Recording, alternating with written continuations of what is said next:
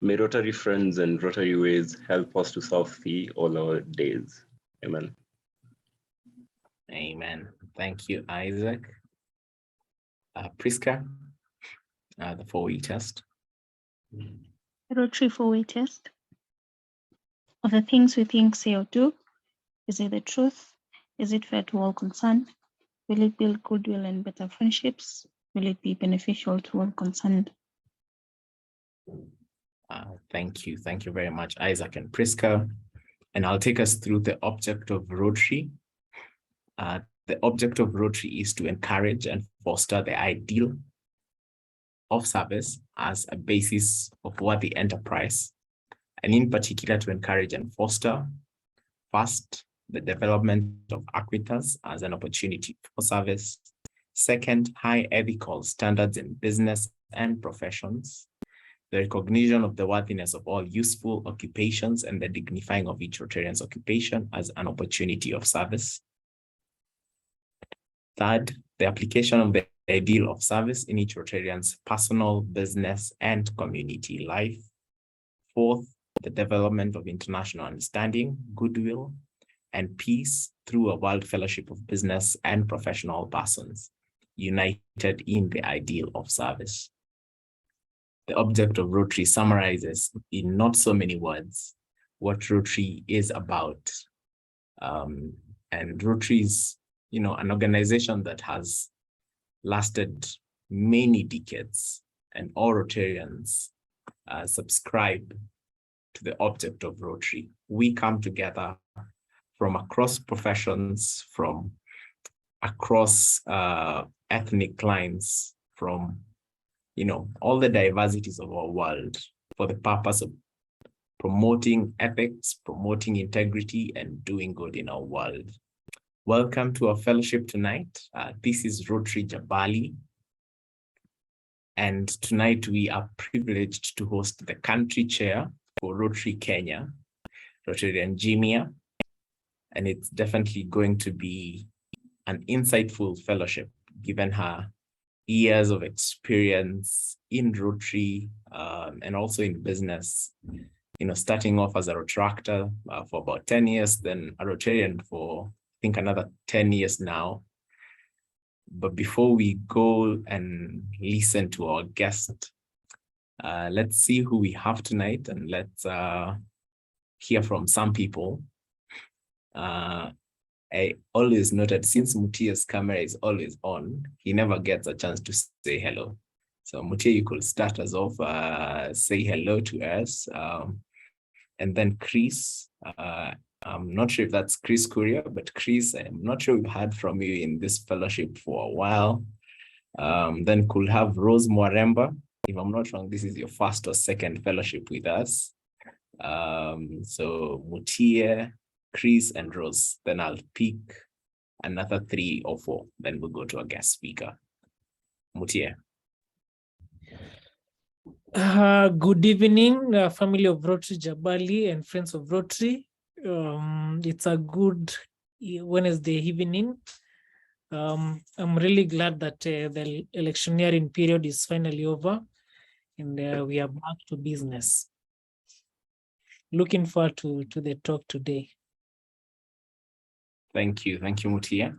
Chris, we didn't hurt if we see you on video, but if it's a bad hair day and you're in traffic, it's okay. So Chris, then Rose. Thank you, SK. Mr. President, family of Rotary and friends, good evening. Hope all of you are good. I think it's been a while. It's been a couple.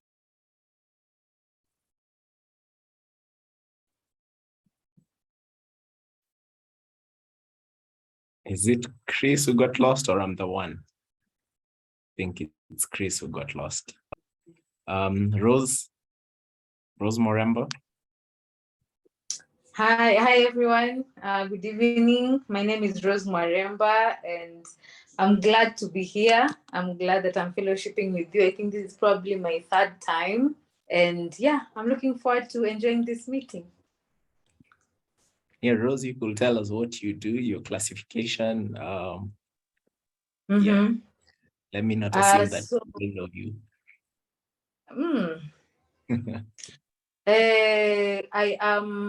I studied engineering, sorry, but I'm currently in operations and systems.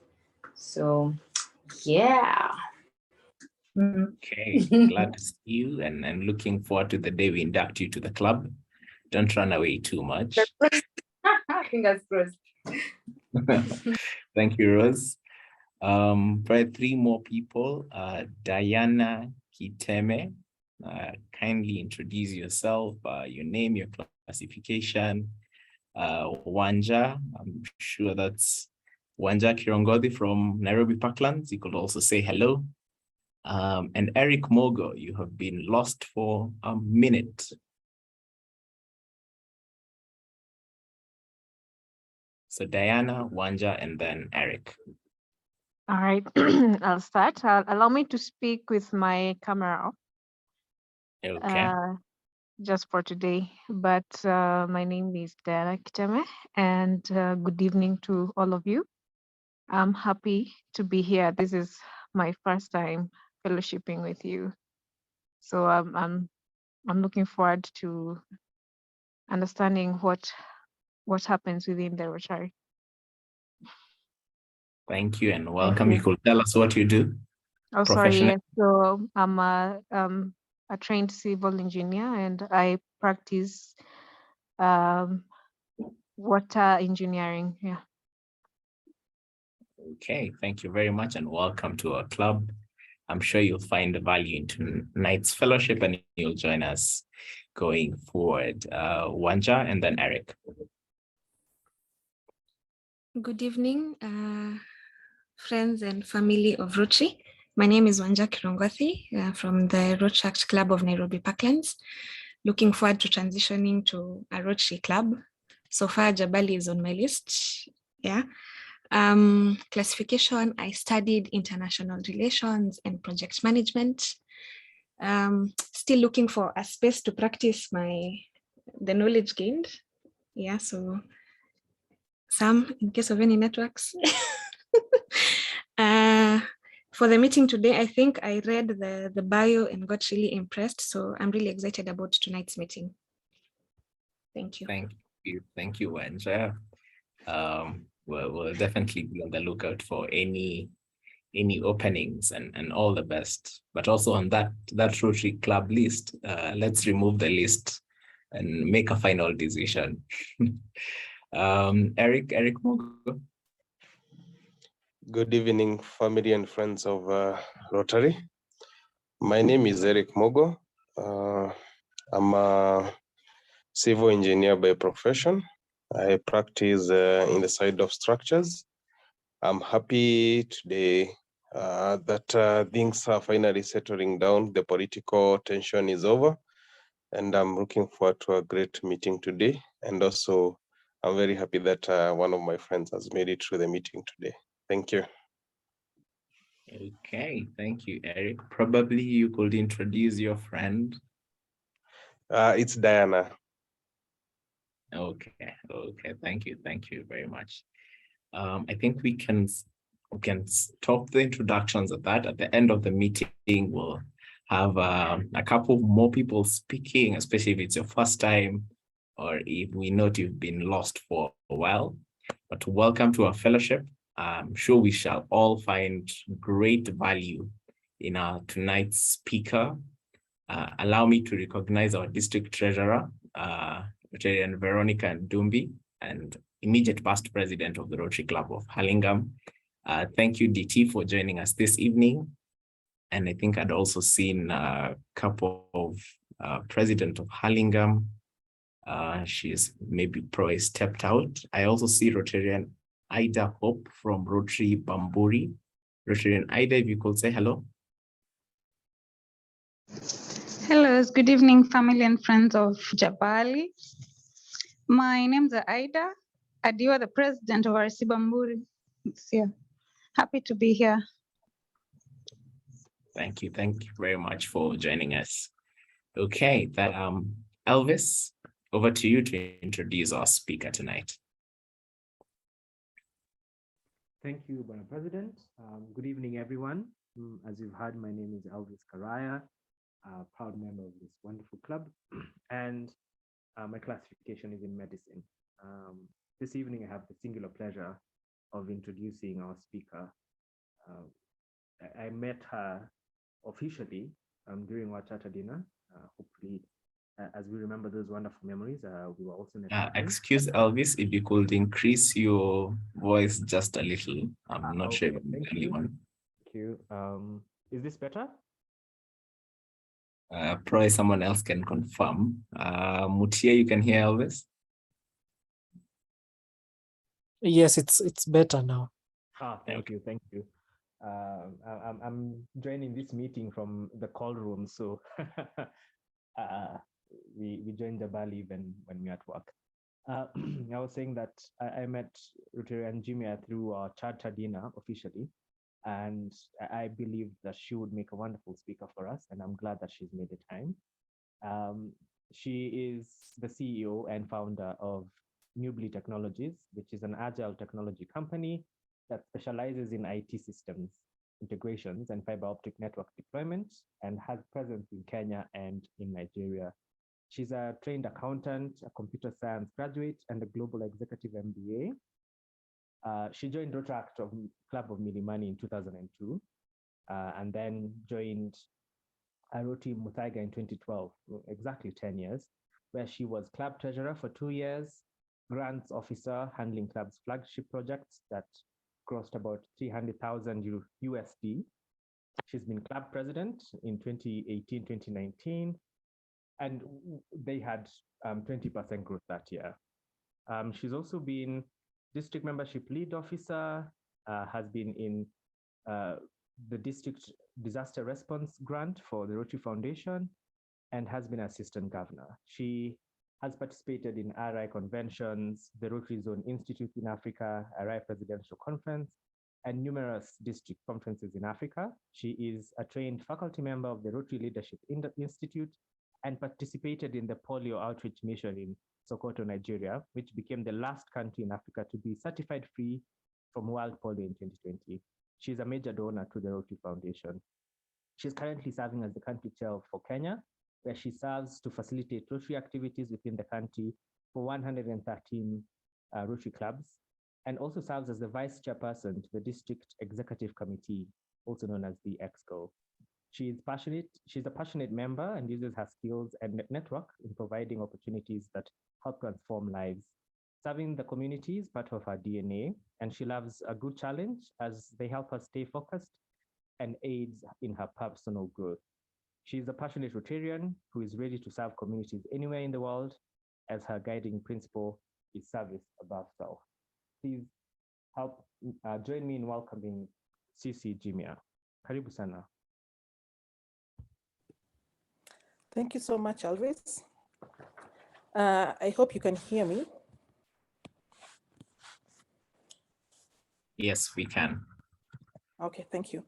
I think for me, it's a great pleasure, first of all, joining your meeting today.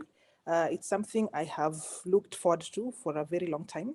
I think also since we also met at your charter celebration, we were all happy as Rotarians in the district to welcome the newest club, and not only the newest club, but also the newest club with very active Rotarians and also very young Rotarians.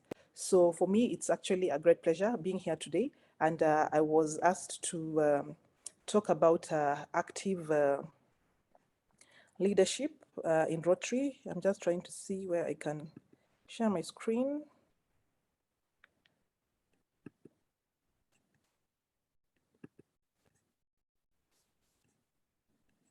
Interesting, okay.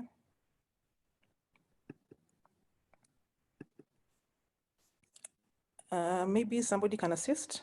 I'm not able to share my screen. I don't have the option.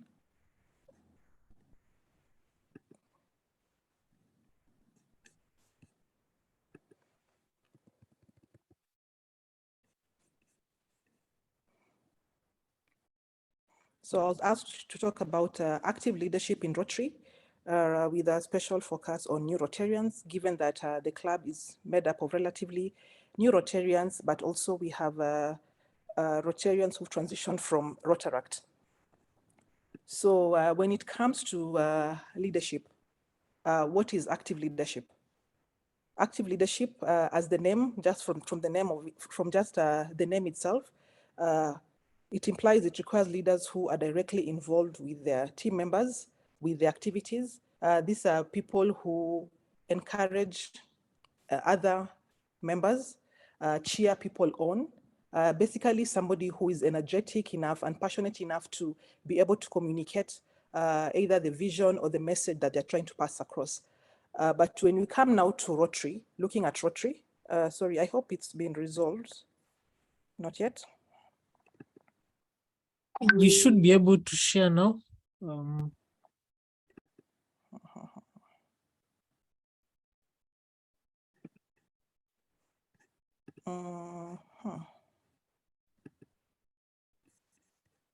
No, unfortunately, I don't have the option on my side to share. Wow.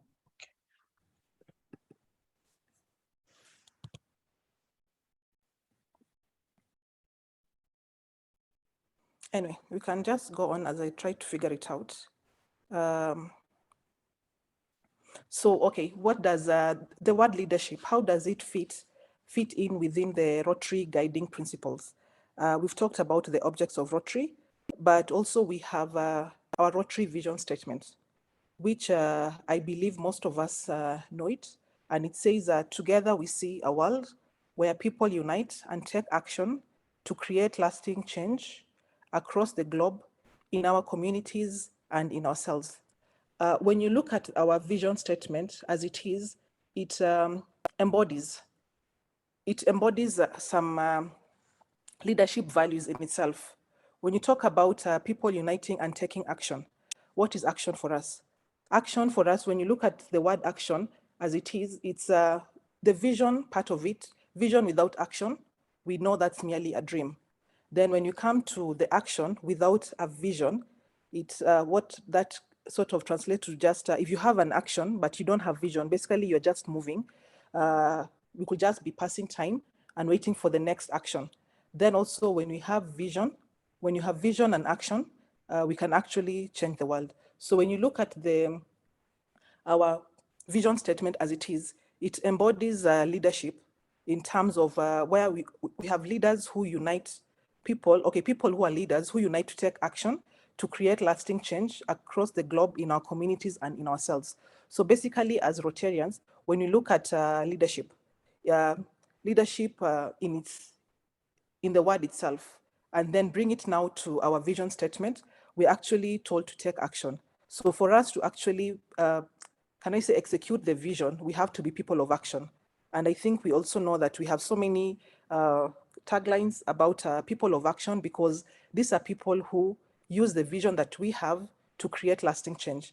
Then when you come to the core values of Rotary, we have several core values, and I believe most of us on this call know what they are. Maybe I can ask a few volunteers to tell us what are the core values of Rotary. I don't want to pick on anyone, just can we just have volunteers? What are some of the core values of Rotary that you know of?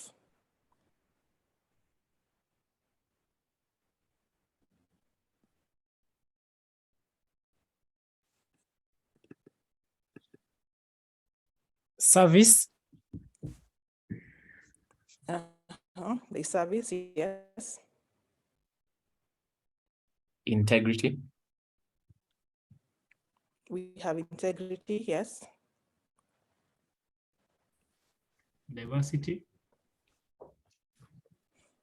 Diversity, Leadership. Leadership, yes.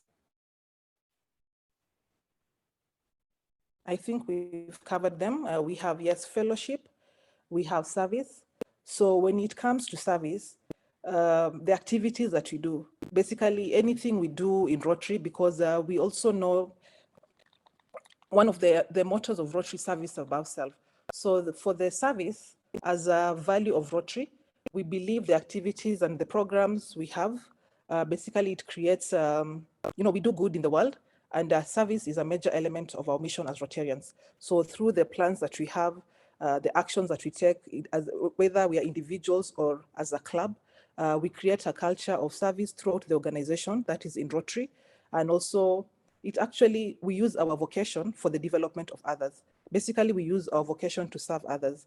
Then when we come to fellowship is coming together. The fellowship, they have the meetings that we have, basically every individual effort that is brought together to serve humanity. The power, you all know the power of combined efforts, because with that, one person, yes, can do something, but when we all come together, I think we can do much more. So with the combined effort, we have basically no limitations to how far we can go. And then also it brings about multiplication of the resources we have. If somebody has one idea and then you combine many ideas together, we can actually solve either a bigger problem or also reach a bigger community. And then also with fellowship, as we interact with each other, it also leads to a lot of tolerance, because there's a lot of interactions of people from different backgrounds. So there's tolerance, and also it transcends beyond the racial divisions that we might have, and also many other boundaries. Then when it comes to diversity, for Rotary, our diversity is actually our strength. When you look at any given club, we have people from different walks of lives. We have people from different backgrounds, different races. For example, in my club, Muthaiga, it's a mix of every, let's say we actually have, there's a point the club had a representative from most of the nations. And then when it comes even to age, we have Rotarians who are very senior in age. There are those ones who are very young in age. But when we all come together, the diversity actually brings together the strength that we have as Rotarians. And then it helps us with our work we do, because when we interact, the different ideas that we're able to generate when we come together from the different backgrounds, I think it also builds on so much that we can do. And this is also usually a reflection of the different professions that we have, because we form a club from the different vocations that we have out there. So you'll find a club with a mix of everything, so that in case we have even a project, sometimes it's easy for Rotarians to actually execute projects based on the vocations they have in the club, because everybody will bring a specific speciality that they have. Then when it comes to integrity, we are all committed Rotarians, and also we expect accountability from each other. Accountability because, remember, we are sort of custodians of people's sometimes resources, because members will give money to the club for different activities. We have partners who will also sponsor our different projects that we are going to do. So with this, it actually helps. With integrity. It actually makes people sort of entrust us, and they also know that we are going to deliver our promise. Then now, when it comes to leadership being our main topic, it's also embodied in the Rotary core values. When you talk of leadership, as Rotarians, we are global fellowship of individuals who are leaders in their specific fields. We always say that Rotarians are leaders in their own right. Maybe you are a leader in your department at work. You are a CEO in your company. You are heading a committee that gives you some responsibility. So when we all have these leaders who come together, and also we believe in the Rotary actually encourages leadership development, and also to improve the quality of the kind of leadership you might have. For example, you might be a leader in an industry, or okay, let's say you're running a company, or maybe you're a leader in a department whereby everybody who works in that department has signed some KPIs. So for you as a leader, it's very easy. It might be easy to run that department because everybody knows what they're supposed to do, and failure to which there might be consequences. But then when you come to Rotary, you are also leading people who are sort of volunteering for the role, which sometimes becomes a bit can I say, it's not really difficult to lead volunteers, but you have people who the consequence of them not performing, yes, might affect the services in the club, but we'll find people from different other people actually step in to do the work and it gets done. So when it comes to Rotary leadership, which is actually what I want to talk about next, sorry, I wish I could run my slides, but I'll see. Maybe after this, I'll try and see if I can run it very fast because probably I need to log out, then come back in. I'm not so sure. Cici, you could send me the slides and I could share for you. Great idea. Yes, let me forward it to you. Yes, so for us as Rotarians, we always encourage leadership, especially from, we are talking about leadership whereby we have a shared vision as Rotarian, and also it's to also enables others to act. For example, we all come together, for example, like now Jabali, a club made of new members who have come together. Sorry, I'm trying to share this at the same time, sorry.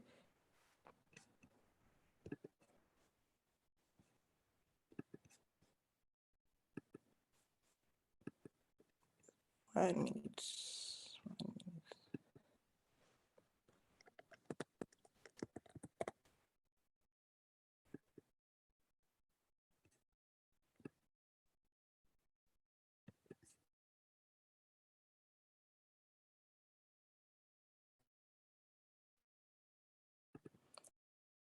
Send.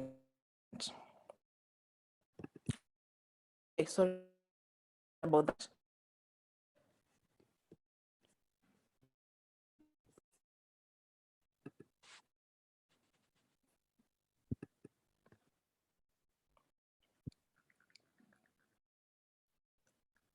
You have it? Yes, I'm just downloading. Okay.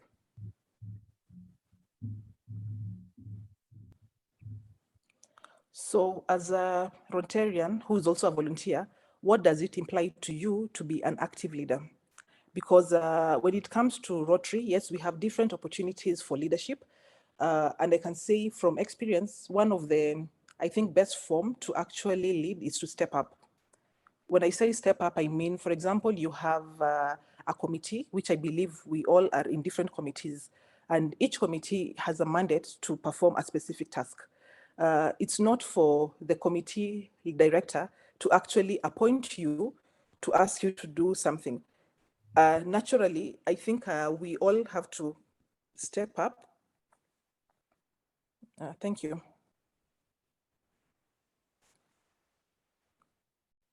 Next slide. Yes. So as a volunteer, yes, as I was saying, yes, we are all volunteers, yes, but just because we are volunteers doesn't mean we are supposed to serve with mediocrity.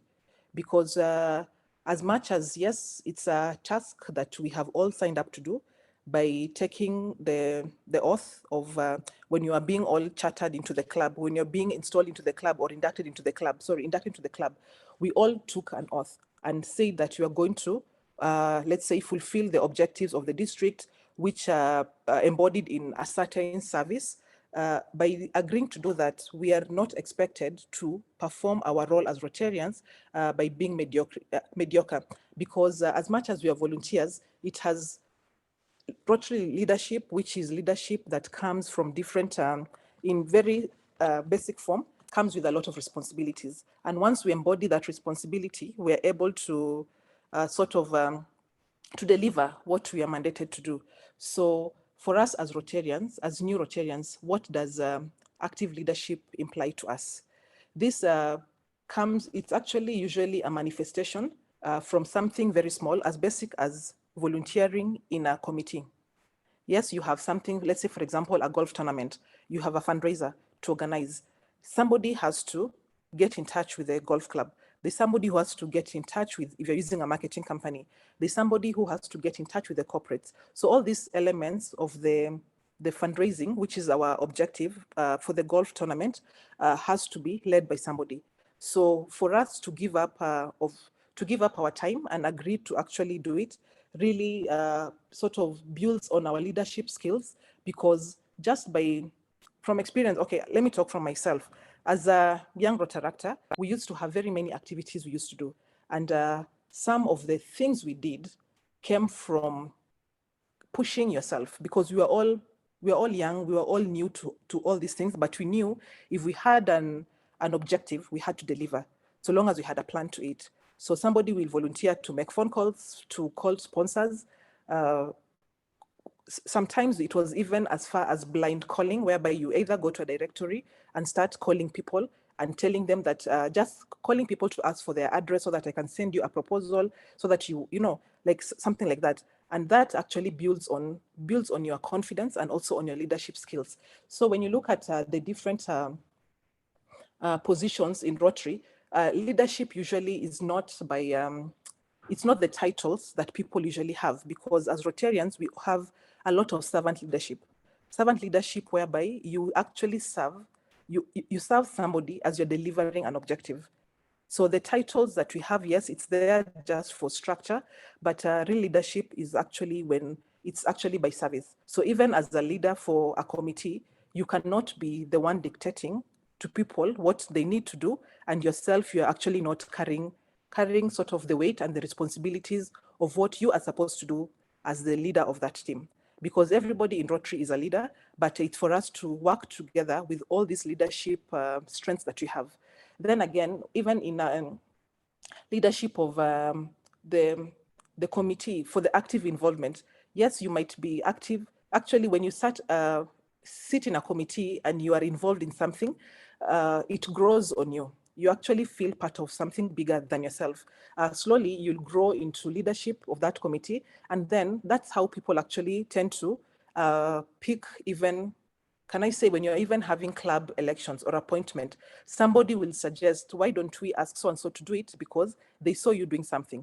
So by you volunteering your skills, first it sharpens them, because you become better. The more you keep stretching yourself, you become better at what you do. And then people actually get to know that you are the go-to person, because they always know you're going to deliver. So even when it comes to any leadership growth, any leadership opportunity, it's always very easy to actually pick somebody who you have seen actively getting engaged in something.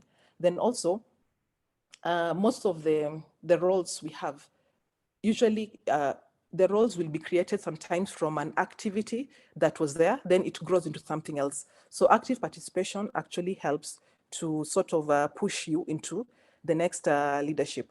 Then also, maybe you can move to the next slide. Yeah, so when you're talking about volunteering and also leadership in a, let's say even in a committee, you know, we are all working together to have an objective, to actually fulfill an objective. So we have a vision that we have, then probably we have a challenge that we might meet along the way, and we keep, so long as we work together, you know, we keep encouraging each other, motivating each other, and also leading from example. Just because the president is the president of the club, you don't expect them to have all the answers, because everybody is on a learning curve. Everybody is actually growing in their own way. So when it comes to leadership in whatever form, even a small, because I'm actually talking about a committee most of the time, because that is the smallest unit you can have in a club when it comes to leadership. So you have the committee. So if you're able to work together to encourage each other, and then not leave the head of the committee or the chair of the committee with all the burden to come up with the task, come up with the decision, you know, because you're the head, you need to figure this out. We all work together in a way so that we're able to meet our objectives at the end of it. Next slide.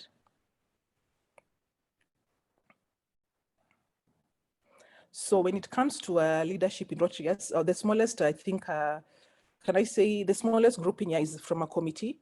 Then you move to the committee directors. These are most likely the board members who will report what the committee is actually working on to the board members. So if all the board members are on the same page, then it's actually expected that the board members will also communicate the same, either through an assembly or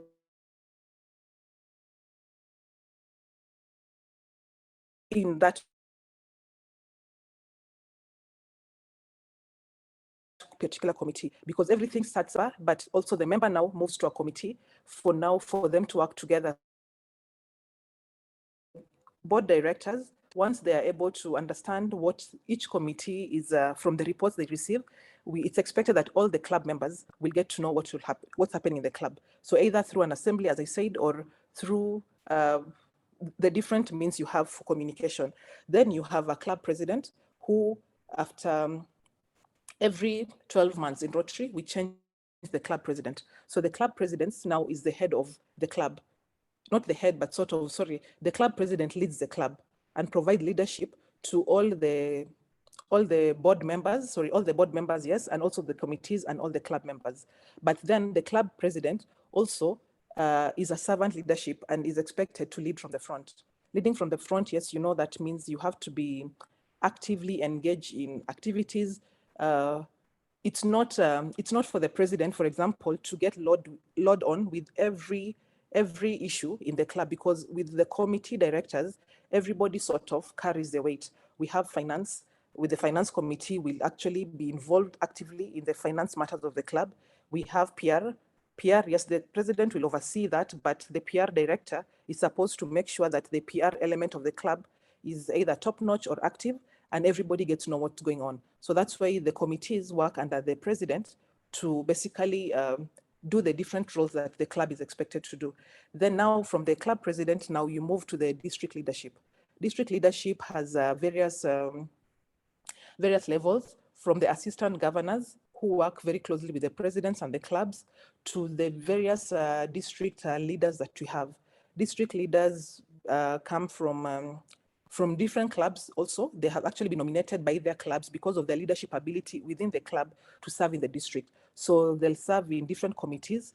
The committees we have in the club, we also have the same committees in the district. So with that same structure, it goes all the way up to the RI leadership.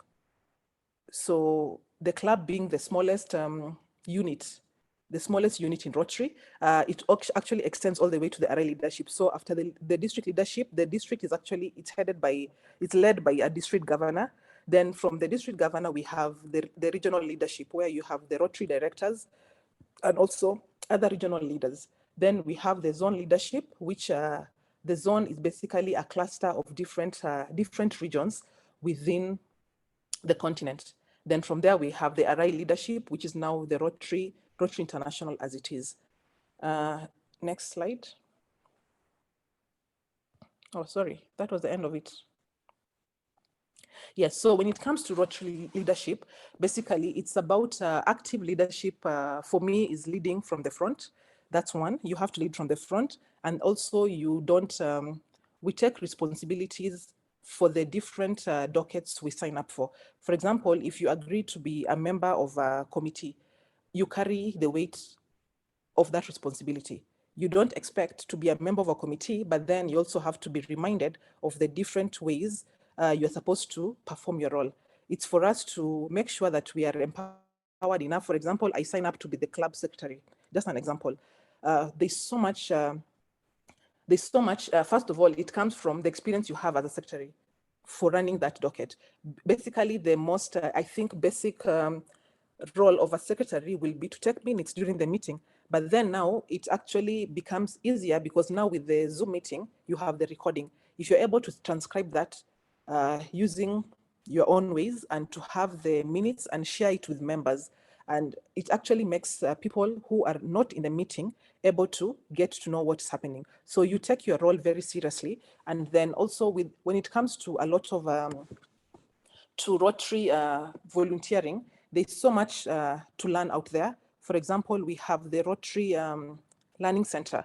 The Learning Center, it's open to every Rotarian who is subscribed to the Rotary, let's say, to Rotary International, because once you are a Rotarian, you are assigned a club, once you're a Rotarian, you're assigned an account on My Rotary, which you have to log in and register with your credentials. So once you have that, you're able to access, I believe we have, I think for the Rotary Learning Center, it has a lot of information which not only aids you as a member of Rotary, but also you can use it in your own leadership growth, whether it's you want to use it at work, you want to use it in your business, this information and the kind of curriculum that has been curated, it's very wide in the sense that you have different skills you can learn from PR, you can learn public speaking, you can learn even just how to run your own role. For example, you volunteer to be a director in, let's say, projects. There's a whole course about projects in it. So what that means is even as Rotarians, we are not left to our own devices to figure out what we need to do. Basically, we are able to, to engage in a very structured way because everything, there's help out there for everybody, for anyone who wants to actually actively participate in Rotary. It's not left for a few people who want to, let's say, to lead for anything, even committee directors. I think there's a course for everybody, and there's so much more. Apart from the Rotary knowledge that they have that's curated, we also have different things that you can actually learn as a person. So with that, I want to stop there. If you have any question.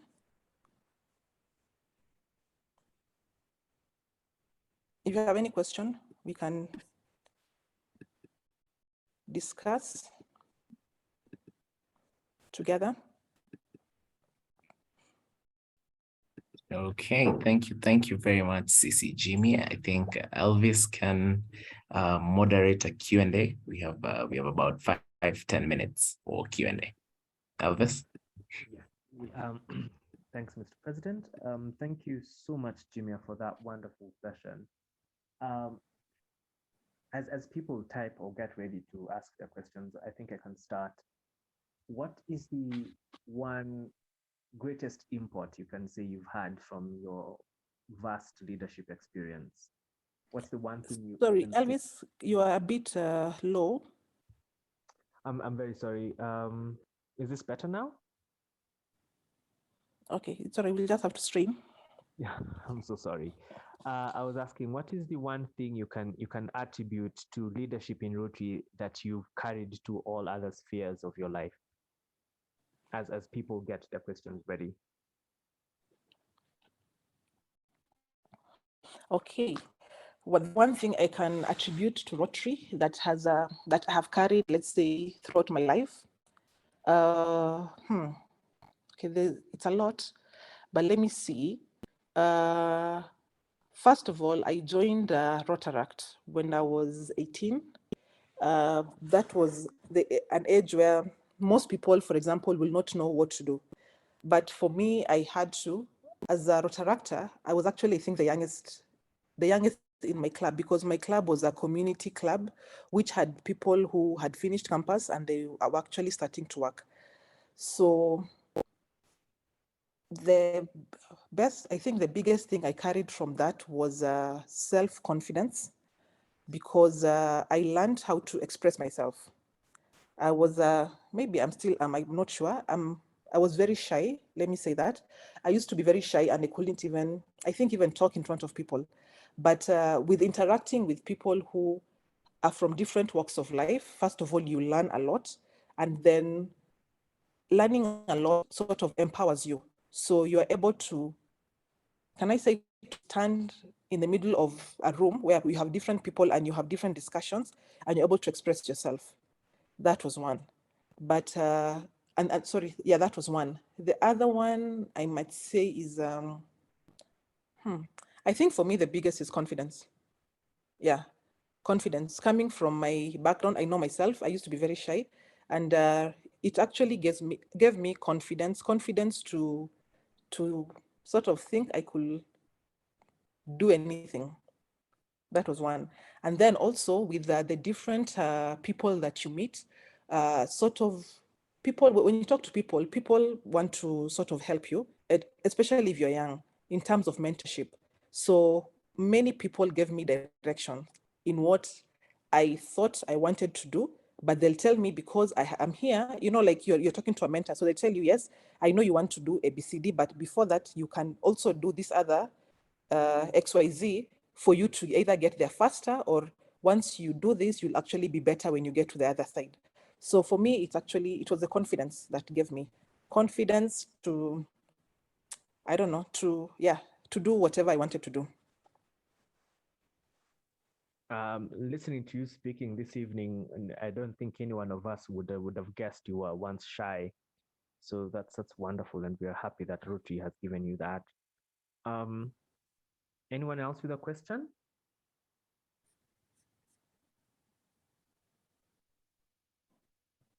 I don't see any in the chat. No hand is up. Elvis? Yeah, I have one question for CC. My question, okay, two parts. One, you're probably one of the Rotarians who has run the biggest or the largest global grant project in our country.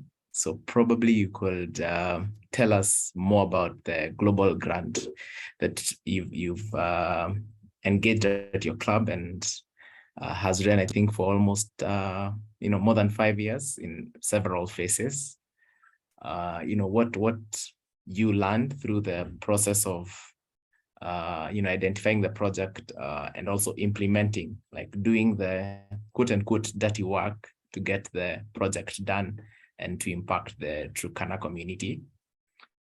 So that's one. Secondly, I also think you're one of the Rotarians who has traveled quite widely through Rotary, attended the district conferences of our district and other district zone institutes, RI convention.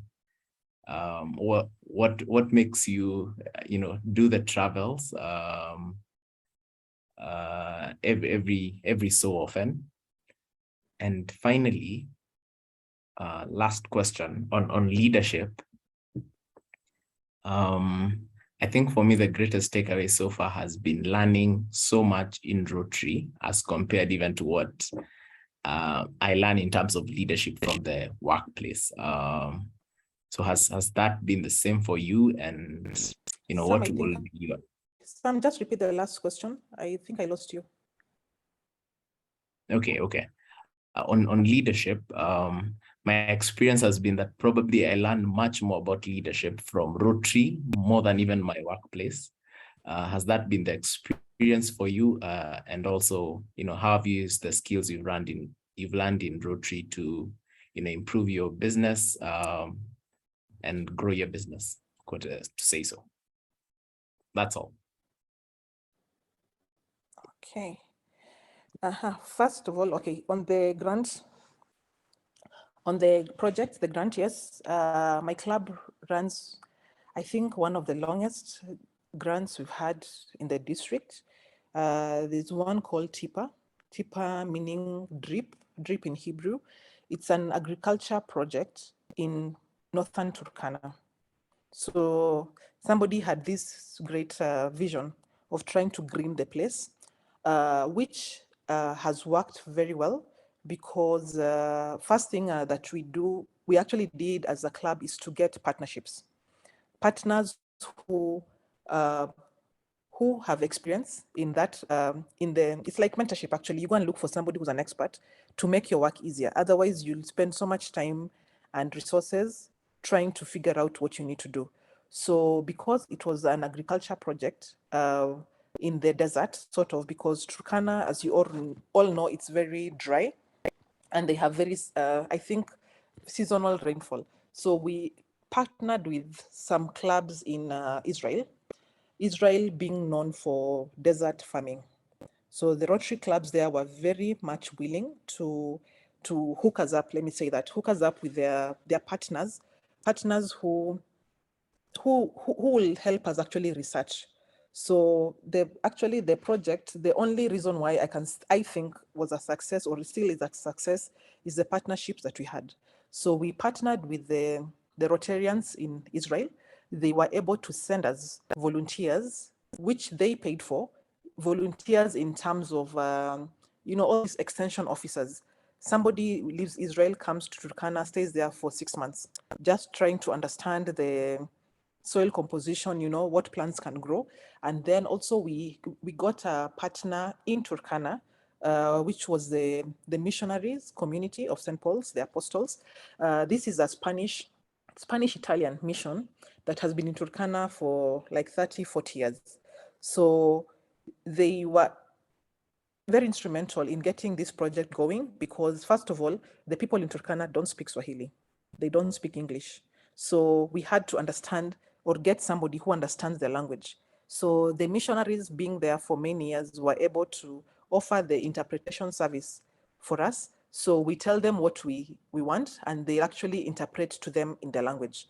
So they were able to, and remember, Turkanas, these are people who have historically, all their lives, they've been pastoralists, which means they're moving from one place to the other. And then their diet traditionally is milk, blood, and meat. So when you come now to introduce to them vegetables, something they have never seen, something they don't even know how to cook, it was actually sort of a stretched vision because, again, when it comes to even the droughts that we have, the seasonal droughts, and you end up giving them, is it dry foodstuffs, dry maize, dry beans. They never get to actually eat the vegetables. So we partnered with the missionaries, so they were even able to train them on how to cook some of these vegetables that they grow. So it's a sort of a complete cycle from planting to harvesting, to cooking, to storage, to even selling some of their products, because some of them are able to form themselves in sort of a circle and they're able to sell. But now when it comes to the application of the grant, usually the most important thing to do is to do a community assessment. It used to be community needs assessment, but now it's actually moving to a community assessment, which embodies so many things. It's the needs they have in the community and also the resources that you can use so that to make your project easier to implement. For example, ours is purely an agriculture project, which means it's farming, it's getting seeds, it's getting fertilizers and all those things. But then the community resources comes in terms of you have to identify the boreholes or the water sources that they have on the ground, which now meant engaging a different sort of skills and also sort of partners to help us to create the water in areas where there was no water. Because for a project to succeed, we needed a source of water. So all this we did with the partnership that we had. So we had to actually sign up a lot of MOUs with each partner so that you're able to clearly define what role each partner is going to play in the project. Otherwise, if nobody knows or we all assume this will be done by so and so, then it doesn't get done. You have nobody to account for. Sorry, yeah, nobody to be held accountable. So for partnerships, yes, that's very important when it comes to grants, and also working together with the community so that you're able to understand their actual needs. And these needs actually for us, the request to do the project came from them. Some of the community leaders actually felt it's called what, the fundraising effort that is done by the country. Then we always send a truck of foods to them. Some of them feel it's actually dehumanizing for them to be always receiving handouts. So they wanted something that they can do for themselves. Yes, they are pastoralists, but also it's also not very reliable because there are some seasons where they lose all their crops, all their animals. And so with the farming, it has actually made them more to have something else to rely on. So one success for that project I have seen myself is actually getting the villages to be more permanent in one place, because every season they'll all shift. You go to a place where there was a village, you come back, there's no village because they all moved where there's water. So, but now with the farms, the villages are more permanent because you can't move with the crops. So that means that even other partners like UNICEF comes in and actually are able to build for them the schools, because that used to be also another problem. Education up in the north was something else. So the schools now are more permanent because the villages are, the schools are there because the villages are more permanent and people are able to live in one place for a very long time. The people now, the community, part of the community which migrates or moves to look for water is just the men, and I think the elderly men and the animals. So they'll move to look for the pasture, and the women and the children remain at home. So the children are able to go to school. So that one, I think when it comes to grants, the most important element of it is the community assessment, understanding the needs and the resources the community has. Then also after that, then now it's getting the right partners on the ground. Because also, some of the projects we do in Rotary are not where we live. Where you live might not need, might not need, let me say, something like a borehole, but there's a community out there that needs a borehole. That doesn't mean that because I'm not in that community, I'm not going to assist. So most of the projects will end up being away from where we live. So even in that case, then you'll need to have strong partners on the ground. Otherwise, you will not know. You need somebody who's an expert on the ground, and also somebody who can sort of monitor for you on the ground, because you're not there all the time. You can imagine our project is all the way in Turkana. The journey usually to go there, it's something, yes, with flights, they make it easy, because from Nairobi to Lodwar probably will take us an hour. But from Lodwar to the place where we have the project is another probably 12 hours drive, because there are no roads. So you need very strong partners on the ground to actually help you manage the project, and somebody who you can sort of communicate freely, so that they give you the feedback when you need something. When they need something, you send it down to them. When they need anything, it's always a back and forth communication. And that has actually helped the project to last this long. We started with 30 farms. So far, I think we have probably about maybe 300 farms all over Turkana, or if not more, because it's a project that has gone on since 2012. Since 2012. That's when we started the project. So yeah, it's now in the fourth or the fifth, I think the fifth phase. For me, I did the project, the first 3 phases, then I handed it over to now other members of the club who are now continuing to do it. Then I hope that has answered your question on the project. Yes. Okay. The next question was on travel through Rotary. First, okay, I think I love to travel. That is one thing. I think one of the hobbies I have. My work is very engaging, and I can be in the office on my desk from morning till evening without moving. So when I get the opportunity to travel, which is rare sometimes, I actually grab it. So Rotary accords us that opportunity through district conferences, which we have annually. We have conventions. We have presidential conferences, which are held every year in the continent. And then we have also the institutes. This, for me, I think it's just a decision I made that I want to travel. Sometimes I always register when I'm registering for an event, because yes, you have to pay for the registration. When I'm registering, most of the time, there's some of those conferences I've registered without knowing anyone else who's going. So I've done it blindly, whereby you just go in, register, you pay, and you wait for your travel date. Then come travel day, you're thinking, okay, fine, I need to figure out who's also traveling from Kenya. Sometimes I've ended up in a conference where I think I was the only one from Kenya who was there, which it used to be scary, because I'll try calling around the governors, the ones that I know. You try looking for your DG. You're like, please, I'm going to this part of Africa. Can you give me a contact?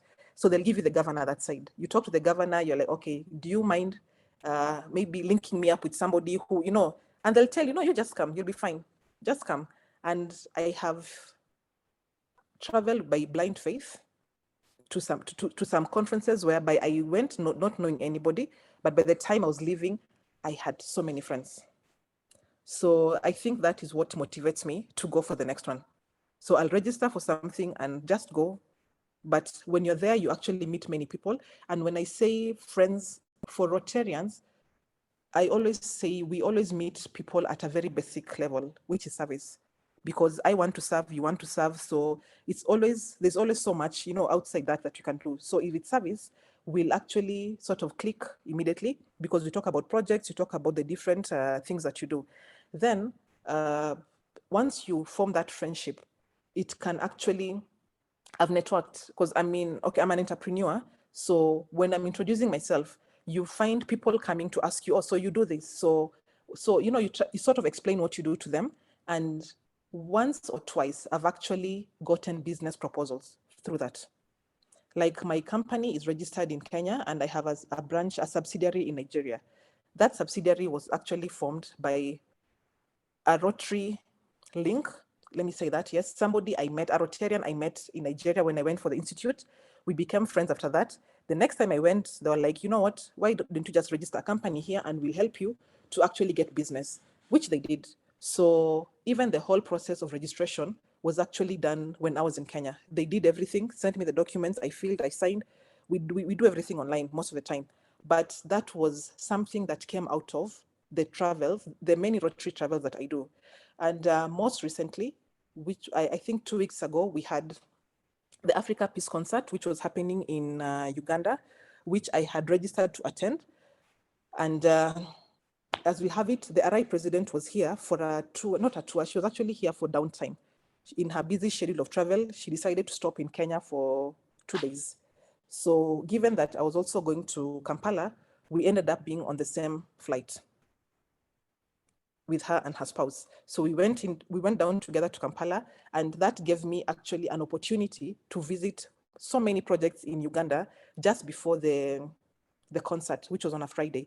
So by the time we were landing on a Wednesday, Thursday, Friday, Saturday, it was actually up to Sunday, actually. We even had the concert on Sunday. We were very active. And for me, I have been to Uganda so many times, but I had never had the opportunity to visit some of these projects.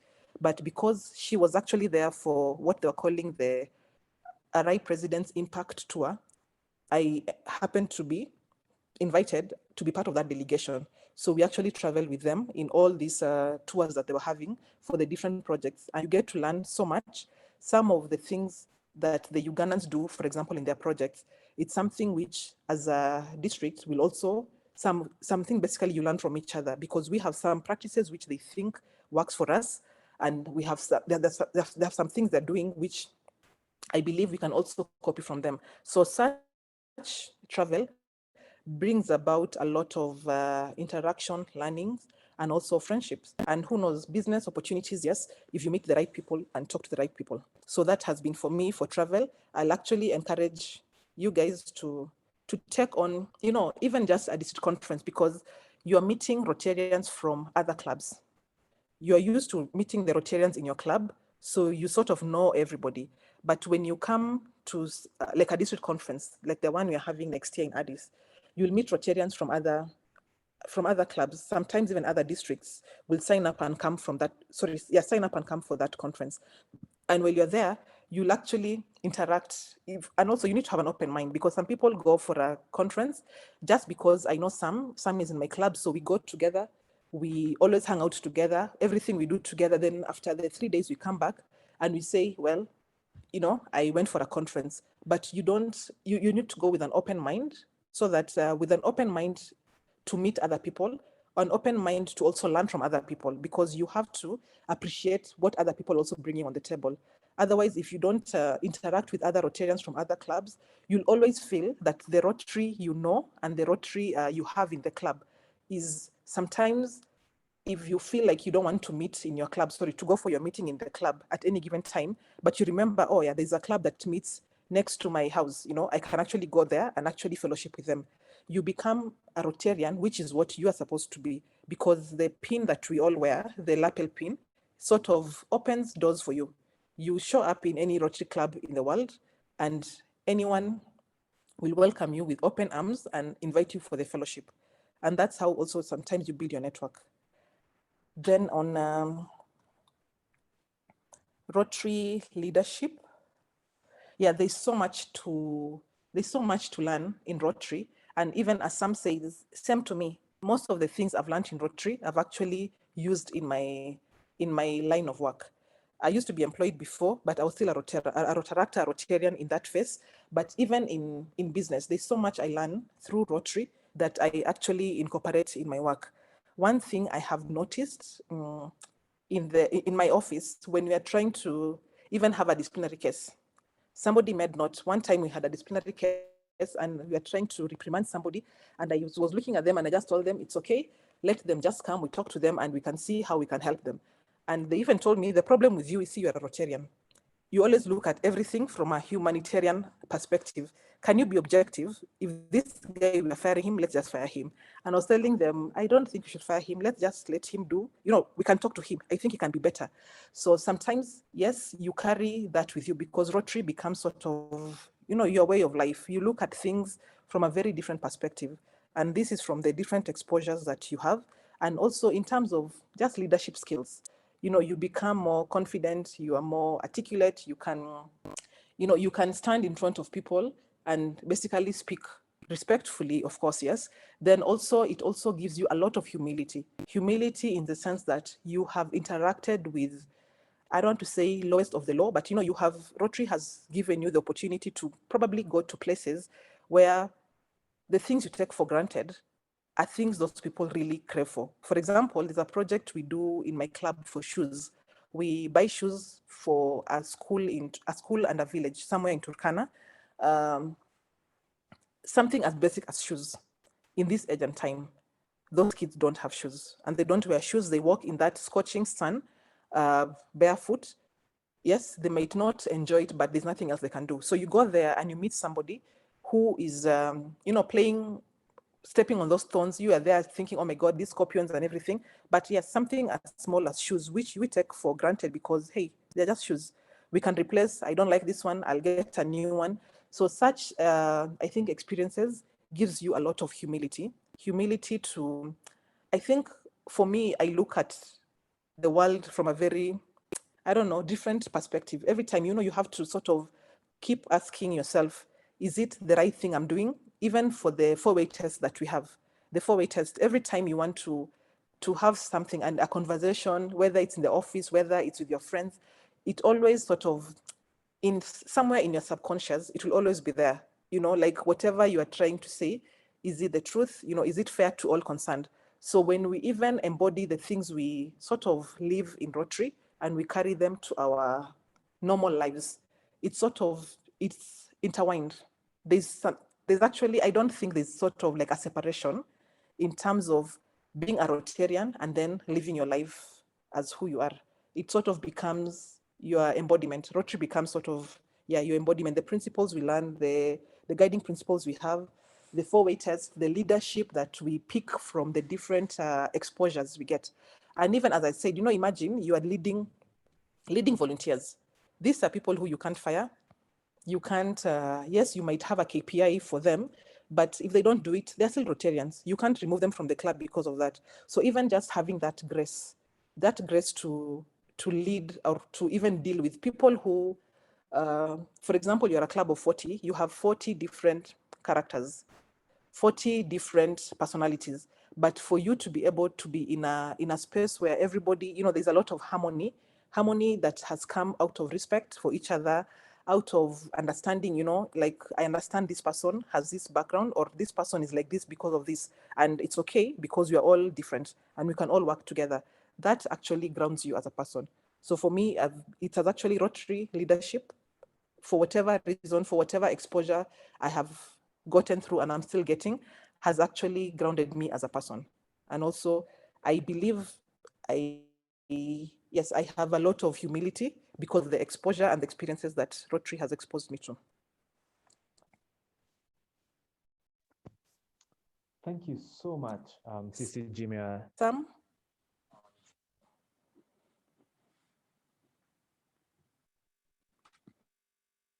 Yes, Elvis. Good. Can hear you. I was waiting for the glitch to end, the glitch in the matrix. Thank you so much for your wonderful speech, your talk with us, and the answers to our questions. They have truly been illuminating. I would like to invite Alfred Ngetich to move the vote of thanks.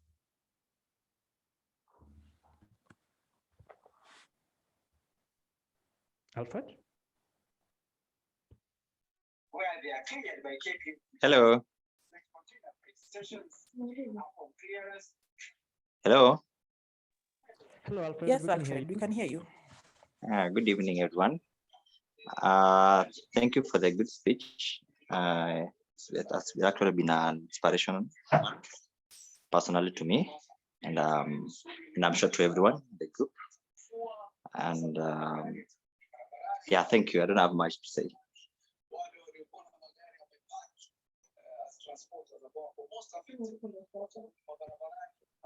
Thank you so much. I believe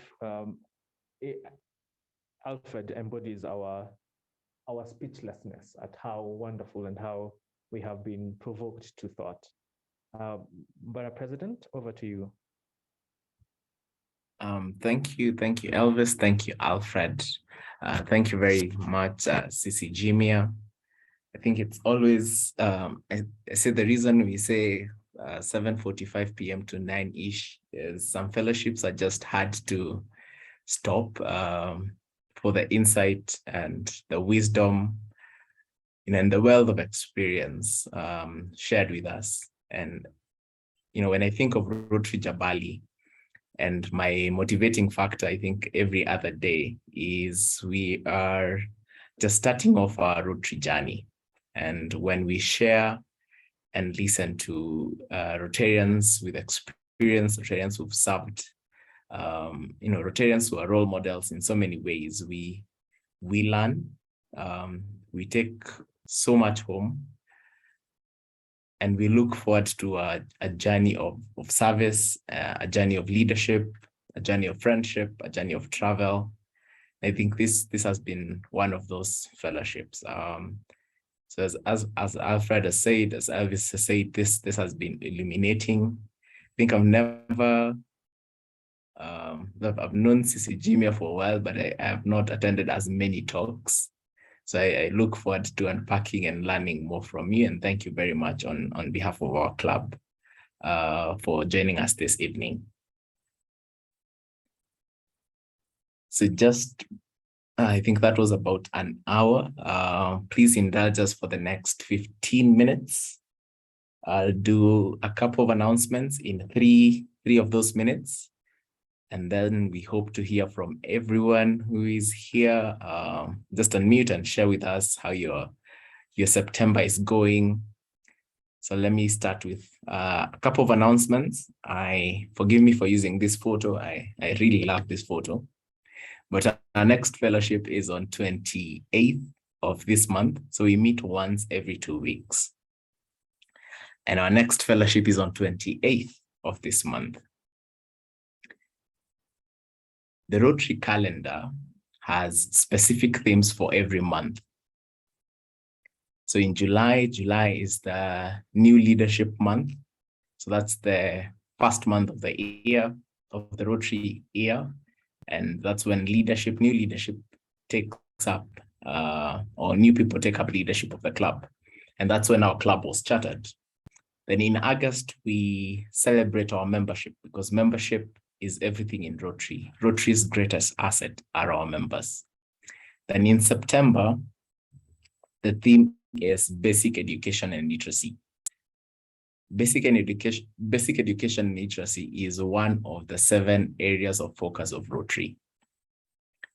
The other 7, I might try and embarrass myself naming them, but peace, conflict prevention and peace, education, maternal and child health, disease prevention, environment, economic empowerment, and I think I'm forgetting one, but of the 7 is basic education and literacy. And a fun fact, or actually it's not a fun fact, but a fact is that more than 775 million people over the age of 15 are illiterate. So that's 17% of the world's population.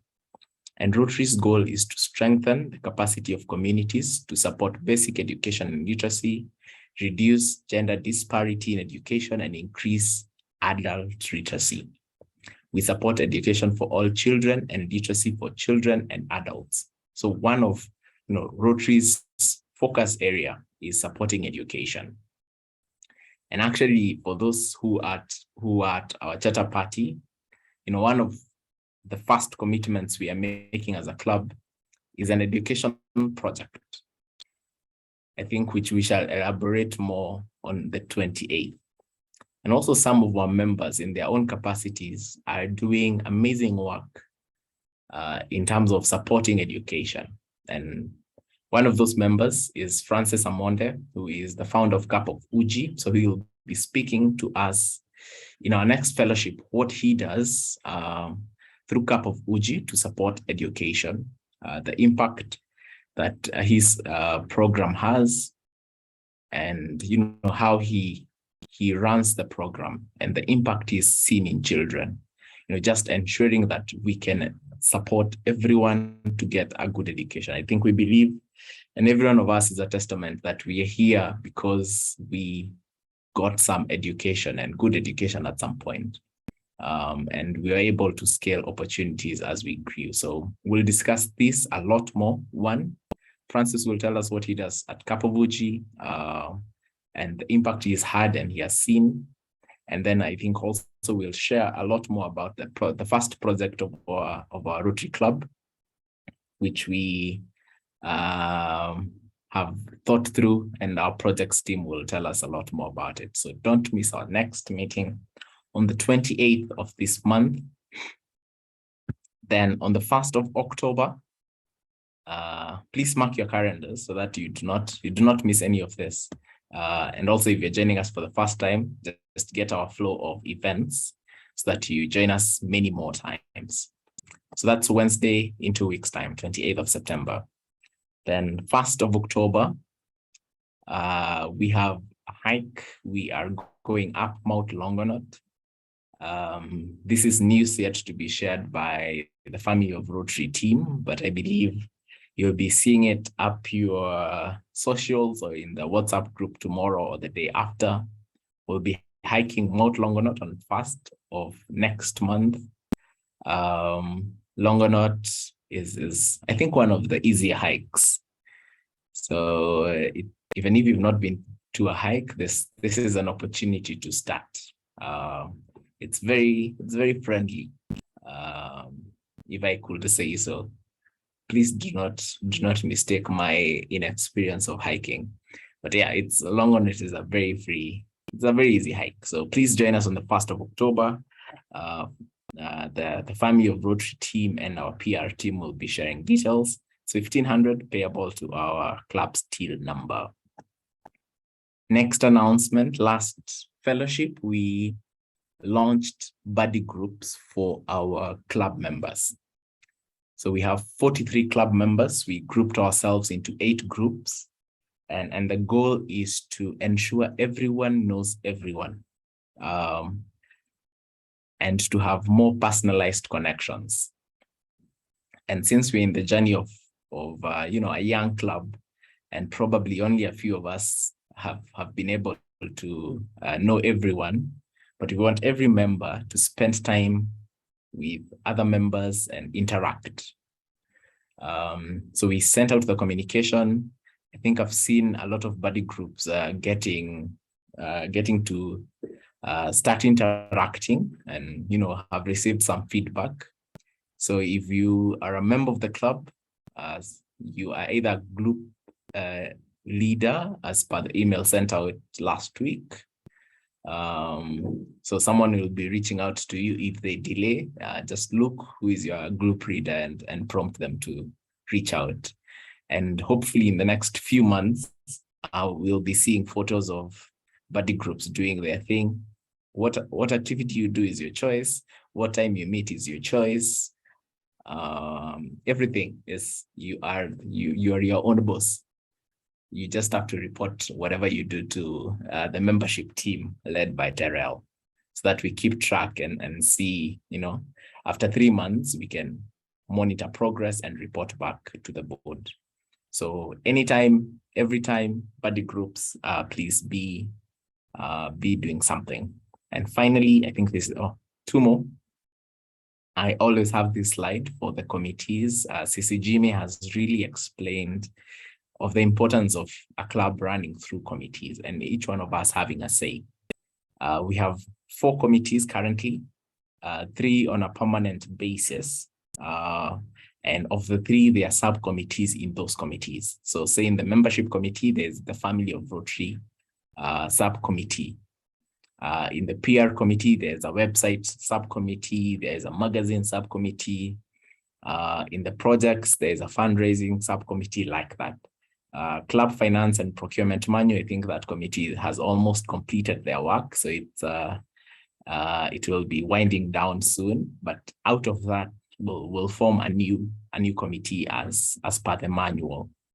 So Rotary's work, besides these fellowships, besides the activities you see, besides, all the work that you see, the people who make these things happen are the committee members, and every club member, everyone who wants to be a member is encouraged to be part of a committee. I think at the end of this month, since we'll be completing almost 3 months as a club, we'll do an analysis of our, the activeness of our committees and who is not in one. So please join a committee and let's get working. It's the best way to ensure everyone is doing something. You contribute to your club, and no one is overloaded with work or with Rotary responsibility that we share out equally. So you can contact any of the gentlemen or lady on your screen. They are very friendly people. They will take you through what their committee does, and they will induct you to the club or propose you for induction very, very fast. Finally, CC Jimmy has mentioned about travel. And Rotary gives you a lot of opportunities to travel. And every year there are 2 events that are you are sure will happen. So every Rotary year, there are 2 events that you are sure that will happen. The first one is the district conference and assembly. The district conference, our district covers 3 countries, Kenya, Ethiopia, and South Sudan. So the district conference brings together Rotarians from across the 3 countries and also Rotarians from other countries who want to see what our district does. So our district has 141 clubs. So just imagine the diversity of 141 clubs and probably an attendance of about 800 Rotarians for a whole long weekend. So that's what the district conference offers. The next district conference is in Addis in Ethiopia. As a club, we'll want as many of our members who are in a position to attend to do so. It's not a mandatory event, but it's one of those events when you attend the first one, you shall never miss another. A lot more in our Ethiopia next year, May 11th to 14th. I'll definitely be sending this and many more posters for our club. The team in charge of this, or the team of which will be coordinating this, is our international service team led by Antoine. I'm not sure he's in the meeting. Antoine and Eva Kaburu, who is the assistant IS director. So next year, Addis. But if you want to cross continents, the other event that happens every year is the Rotary International Convention. Next year, it's in Melbourne, Australia, 27th to 31st of May. Again, we'll be sending out a lot more details about the RI convention through our communication channels. The RI convention is also not mandatory, but I think once you attend the first, you shall not miss the next. So next it's in Australia, the other year is in Singapore, the other year is in Canada. So like they plan 3-4 conventions at a go. So if you are up for Australia, mark the date 27th to 31st of May. You can also contact Antoine or Eva for more details on how to go about it. If you're up for Singapore, start booking that, start planning. It's next year, just around the same time. No, next year, but just around the same time. Yep, I think I'm done with announcements. Yep, so just a recap, 28th of next meeting, basic education and literacy, club committees, district conference, RI convention. Over to our Sergeant at Arms, Sir Ben Kimani. Ben? Yes. Yeah, I'm Ben. It's been a very great meeting today. We've learned a lot, and as Jabali, I think this is going to be a very big task on our head to try and do or emulate what Madam Yasmin has done. So in our essay session, this is a session whereby we give happies or sads dollars, and you get a chance to, you get basically airtime, whereby you tell us something about your day, how you've been, what the happy dollar is, what the sad dollar is, or give a silent dollar if so. Yes, so the floor is open. Anyone goes first. You can speak, you can chat. I can see all. The floor is open.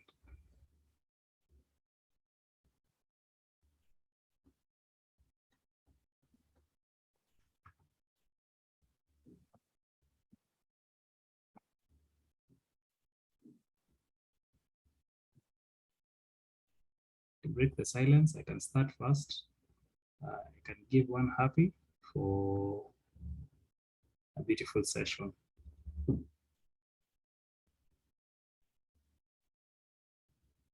Yes, Mule. If I could go next before here. Okay. Two happies. One is the last time I saw Ben, we and a couple of club members, we were hosted by one of our club members at her home, Margaret, and we had a very good Saturday. One Saturday ago or 2 Saturdays ago. So that's a happy for Ben and team, and mostly the food we had on that day. So Ben, pass our thanks to Margaret once again. And second is for CC Jimia. Thank you for honoring our invite and sharing your time and wisdom with us this evening. Those who are curious, the food was so sweet. Na tulishindwa kumaliza. So that was very good. Would you go next?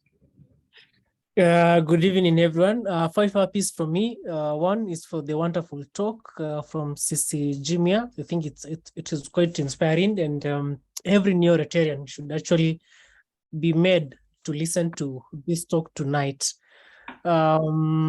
Next, I think just thanking God for good health. Yeah. And we were, our company was among of the 60 selected companies to receive funding from Google. So it's something to celebrate. Thank you. Perfect, Motier. Hi, everyone. Yes. Hi. Can you hear me? Yeah. Loud and clear. Hi, everyone. I hope you are good. 2 happies from me. One from the awesome talk by the CC, and the other one he shared between 2 things. The meeting we had at Margaret's house, the food was fantastic. I've been telling myself I should never cook anything below that, but I've been doing it awful. So maybe I have to go back there again to eat. And of course, yesterday I got to go to State House. I've been dreaming of going there. So my dream came true. Yeah. Perfect. Actually, I could have found you if we didn't give a happy for that. Then we have 2 happies from Priska for today's session. Then we have 5 happies from Veronica for the guest speaker talk, fellowshipping with RC Jabali, and for all those who attended the fellowship. Oh, we are sending the happies to the till number, which is displayed on the screen. So $1 happy is a conversion of 100 shillings, but if you feel enthusiastic, you can convert with a higher rate. Probably we should find Terrell. I thought we are friends with Terrell, but he never shared the connection that gave him access to State House yesterday. So I think everyone who says Terrell is a friend, everyone who says Terrell is a friend, Terrell, you're paying a fine. Actually, it was a late. I got the card No. late, so yeah, I don't we're know. not taking excuses. We're not taking those excuses. Yes. Always. You cannot say you got this card late. We have two happies from Jacinta for the great session. Anyone else? Oh, we have three happies from Kennedy. No, which Kennedy? We have three happies from Kennedy for the wonderful talk. Then just a second, I go through the chat. I see who best. We have Kennedy. We have two happies from Chris for the presentation. Yes. $5 happy dollars. 10 happy dollars from me. Thank you.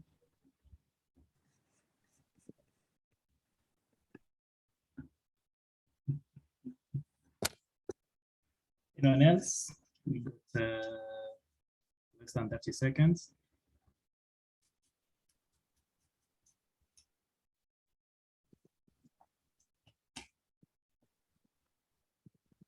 Going once. Twice. Yeah, and thank you all.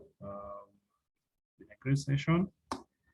But then we still owe him a fine of $1. Over to you, Mr. Samuel. Thank you, Ben. And thank you everyone for joining us tonight. It is 9:35. I think we take too much. We play too much with the 9-ish, but we thank you for your time. And joining us for the fellowship. And we look forward to experiencing Rotary together. The many more months, weeks, days, weeks, months, years of Rotary service, of Rotary leadership, of Rotary friendship, and much more. Just before we close, we would like to hear a few people who may be quiet. First, Terrell, have you decided how much you're paying for the fine for not extending the State House invite? And then I see Adam Keremi. Probably you could say hello, introduce yourself. Gathua, it is by miracles that you're on our meeting tonight. Is there internet? How are you? Virginia, it's been a while since our chatter. Have you been? So Adam, and then Gathua, and then Virginia. You could say hello. Hello, everybody. My name is Adam. This is my second meeting, and I'm really happy to be here, but I'm not officially a member, but I should be a member. I don't know how to go about it, but I am working on that. So it's been nice, as always. Okay, it's my second time, but it's been nice. So everybody have a wonderful evening and a fruitful week. That's it from me. And thank you for a wonderful meeting, Samuel. Okay, thank you, Adam. We'll reach out to you. I hope you've registered on the link. We'll reach out. But basically how to join the club is express interest. One of our board members will reach out to you and invite you to join a committee, and then attend our events and meetings, virtual or physical. And through your engagement at committee level, the director of the committee will propose you for membership. And then we'll have a whole party to celebrate induction. Yeah, so it's basically very simple. Just attend our meetings, physical or virtual, join a committee of your choice, where your skills are, where you have skills or where you want to learn. And then the director of the committee you join will propose you for membership. after you are well acquainted with the club. Gathua, before your internet goes away. How are you? I'm fine, thank you. This is Gadua. Today I have internet. I missed the last meeting. I have been well. It's good to hear from all of you. Tuko salama. Yes, Turkana is fine. Joto tu, najua. Thanks. Thank you, Gadua. Those who don't know, Gadua works in Turkana. So it's a rare occurrence that he is online. But good stuff, Gadua. Virginia? Gadua, sorry. Sam, I have a question to Gadua. Yes, go ahead. Can we visit Turkana? Will you host us? We can plan on that.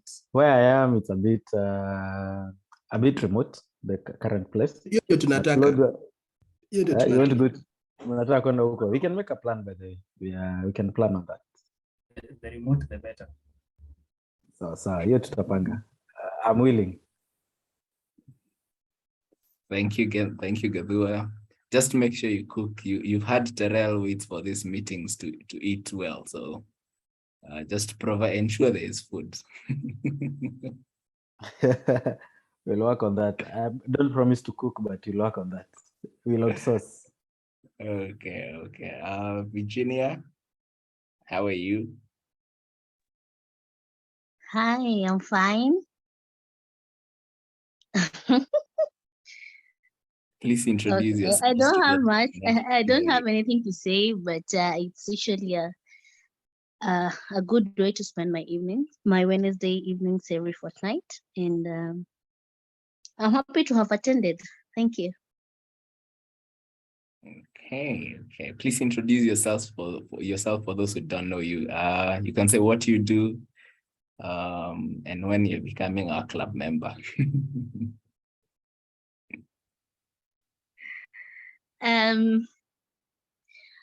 At the moment, I'm in Nyeri. I work with Telkom.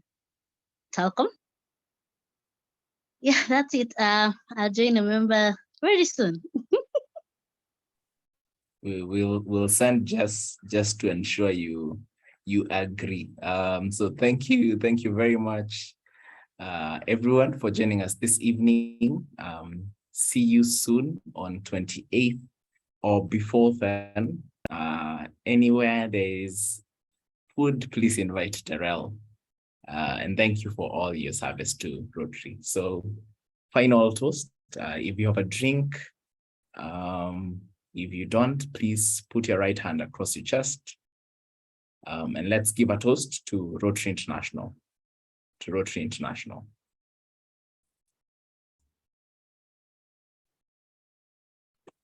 To Rotary International. Thank you very much. For those who love extending with us, I had a few videos prior to play for the district conference and the RI convention. So you must not log out immediately. Just allow me 2 seconds. Is that meme